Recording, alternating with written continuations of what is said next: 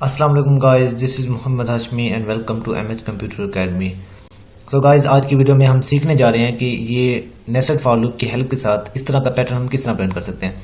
अच्छा, अब इस पिक्चर के अंदर जो ये पैटर्न बना हुआ ना, इसके अंदर स्पेस नहीं है। यहाँ पे ये वाला जो वाइट स्पेस आ रहा है, मतलब कि ये इक्वली है आपस में। ठीक है, इसको आपने अलग से नहीं समझना, कंसिडर इसको अलग से नहीं करना, ये वाला। ठीक है, ये स्पेस नहीं है यहाँ पे, नेक्स्ट लाइन पे है। ठीक है, ओके। सो इस तरह की वीडियो बनाने के लिए पहले मैं आपको बताता हूँ, इसके अंदर दो चीज़ें होती हैं। जब भी हम किसी नेस्टेड फॉर लूप को जाने ना, तो उसके लिए एक होती है नंबर ऑफ, ये हमारे पास नंबर ऑफ रोज होती हैं। ठीक है, ये आपको जस्टिफाई करना पड़ेगा। ओके, और ये जो है ना, ये नंबर ऑफ कॉलम्स होती हैं। ठीक है, ये आपकी नंबर ऑफ कॉलम्स होगी 5। सो किसी प्रोग्राम को हम जल्दी से जो है ना प्रैक्टिकली परफॉर्म करके देखते हैं, इंशाल्लाह आपको समझ आ जाएगा। सो सबसे पहले हम क्या करेंगे, इसकी लाइब्रेरीज को यहाँ पे लिखेंगे, इंक्लूड IOST। मेरा मकसद ये होता है कि आपको जल्दी से जो है नॉलेज को डिलीवर कर दूं और जो बात समझाने की होती है वो आपको समझा दूं, ताकि वीडियो की जो है ना लेंथ वो ज़्यादा ना हो जाए। मोस्टली जो है ना लोग जो है ना वो इसी चीज़ को देख के ना अवॉइड कर देते हैं वीडियोस को, कि ये काफ़ी लेंथी वीडियो बनी हुई है तो हम इसको क्यों देखें। तो इसलिए मैंने कहा कि आपके लिए, ताकि आप बोर भी ना हो। तो सबसे पहले हमें क्या करना है, अब ये आपकी मर्जी है कि आप वेरिएबल्स को अलग से इनिशियलाइज करते हैं या फिर फॉर लूप के अंदर ही करते हैं। तो मेरी तो हैबिट यही है कि मैं इसको इसके अंदर ही। अच्छा, यहाँ पे ना जो फर्स्ट फॉर लूप होती है नंबर ऑफ रोज के लिए होती है, तो मैं इसको आर देता हूँ, आर इज इक्वल टू 1। ठीक है, आर इज लेस और equal to 5 and R plus plus. Okay, तो ये किस लिए होती है, ये हमारे पास होगी for number of rose, number of rose. Okay, तो ये हमारे पास नंबर ऑफ रोज के लिए होगी, और ये जो है ना हमारे पास आ गया। ओके, अब ये फॉर लूप हमारी एक हो गई। उसके बाद हम नेस्टेड फॉर लूप करेंगे। अब ये किस लिए है, ये हमारे पास नंबर ऑफ कॉलम्स के लिए। तो मैं क्या करूँगा, int C is equal to, अब ये कहाँ से स्टार्ट होगी, ये भी 1 से स्टार्ट होगी।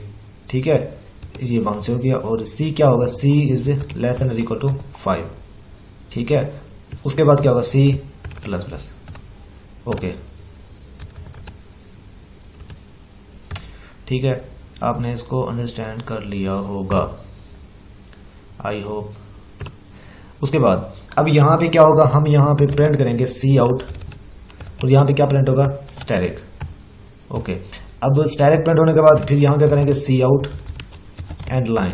ठीक है, ये है ना, ताकि एक दो प्रिंट। अच्छा, अभी हम इसी को प्रिंट करके देखते हैं इससे क्या आउटपुट हमें शो होती है। तो हम इसको क्या कर लेंगे, सेव कर लेंगे। यहाँ से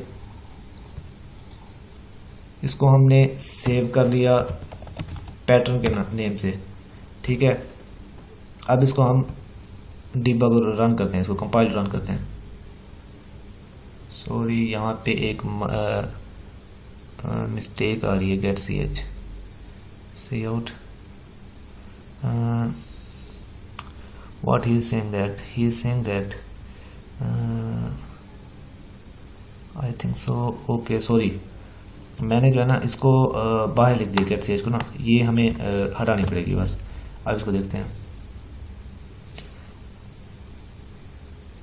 तो जब भी आपके पास कोई प्रोग्रामिंग के दौरान ना कोई प्रॉब्लम है, तो आपने खौफजदा नहीं होना कि ये कैसे होगा, नहीं, आपने देखना है उसको। नीचे जो है ना वो कमेंट में मेंशन होता है कि कहाँ पे मिस्टेक है, तो आप वहीं पे जाके उसको थोड़ा सा सोचें कि क्या मिस्टेक है, उसके बाद आप उसको फिक्स कर दें।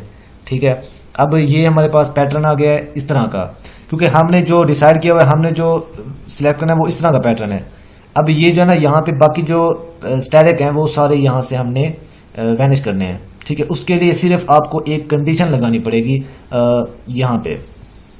ठीक है, इस जगह पे आपको कंडीशन लगानी पड़ेगी, इफ अगर हमारे पास क्या हो, जो आर है ना इज इक्वल टू 1, आर या 1 हो, उसके बाद लिखना है आर 1 हो, या फिर या हमारे पास क्या हो, आर इज इक्वल टू 5। एक तो ये हो गया। उसके बाद या हमारे पास क्या कंडीशन हो, सॉरी, या हमारे पास क्या कंडीशन हो कि जो कॉलम है ना उसकी वैल्यू क्या हो, इज इक्वल टू 1 हो, या कॉलम की वैल्यू क्या हो, 5। ठीक है, ये कंडीशन हमारे पास जब होगी तब ये हमें क्या करेगा, शो करेगा स्टैटिक अदरवाइज क्या शो करेगा, स्पेस। सो मैं इस कंडीशन को यहाँ पे लिख देता हूँ, ओके ठीक है। तो इससे क्या होगा, इससे ये होगा। अब ये कंडीशन यहाँ से इससे तो ये स्टैटिक प्रिंट हो जाएगा। अब एल्स में क्या करते हैं हम, एल्स में हम इसको देते हैं, चाहे आप ब्रैकेट्स, अगर एक कंडीशन है तो ब्रैकेट देने की जरूरत नहीं है आपको, ये कर्ली ब्रैकेट्स ऐसे भी आप लिख सकते हैं। वैसे मैंने ताकि एक सही वे में और पैटर्न में जाए ताकि समझ आ जाए आपको। तो यहाँ पे आप यहाँ पे प्रिंट करा दें सी आउट और यहाँ पे स्पेस प्रिंट कर दें, स्पेस कर यहाँ पे स्पेस प्रिंट कर दें, ओके। तो अब हम इसको कंपाइल करके चेक करते हैं, ओके। सो ये जो ना ये देखिए एरर किस चीज़ का रहा है, can not open file and permission denied.